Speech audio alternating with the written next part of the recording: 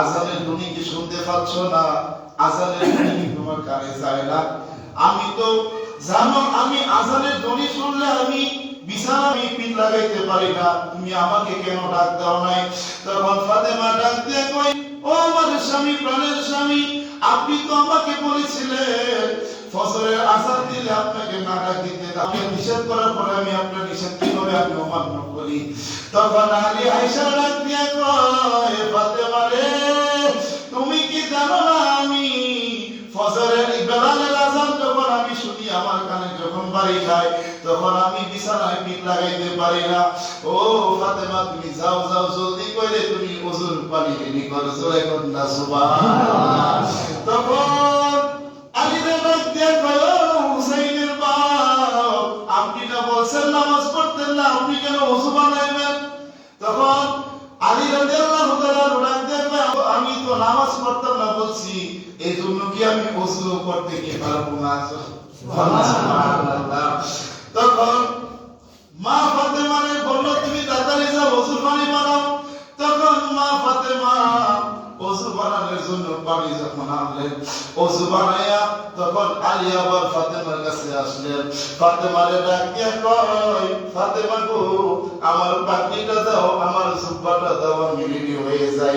তখন ফাতেমা ডাক দিয়ে কয়, আপনি তো বলছেন নামাজ পড়তেন না, আপনি কেন পাগড়ি টুপি পিনবেন?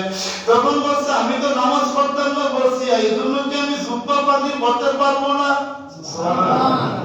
জুব্বা পাগড়ি পিনলেন। পরার পরে তখন সে মনে মনে বলতেছে যে আমি তো সবকিছু রেডি হইলাম, এখন কি আমি মসজিদে যাও, বাকিটা কেমনে রাখি? জোরে কথা সুবহানাল্লাহ।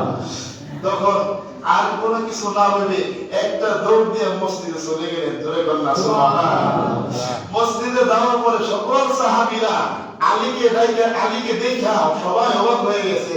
আলী, এ আলী তো জান্নাতে সাবিকের ফাইল আছে, এ আলী তো কালকে নবীর সাথে বলল যে আলী নাকি নামাজ পড়তে আর মসজিদে আসবে না, এখন দেখি আলী আয়েশা বসে রয়েছে মসজিদে, জোরে কথা সুবহানাল্লাহ। তখন সকল সাহাবীরা দেখে অবাক হয়ে গেল। এখন সকল সাহাবীরা যখন সুন্নতে দাঁড়াইছে তখন দেখে তার মনে আর মানে না, তার মনে তো মানে না, সে তো আর বসে থাকতে পারে না। তখন সাথে সাথে সে আবার সুন্নতে দাঁড়ায় গেছে। আমি তো সুন্নতে বলবো, ফরজ নামাজ পড়তাম না, এটা কয়ে সে সুন্নতে দাঁড়ায় গেল। সুন্নতে দাঁড়া যাওয়ার পরে তখন সুন্নত পড়া শেষ, তখন নবীজি আয়েশা দেখে যে আলী সুন্নত পড়তাছে, জোরে বলনা সুবহানাল্লাহ।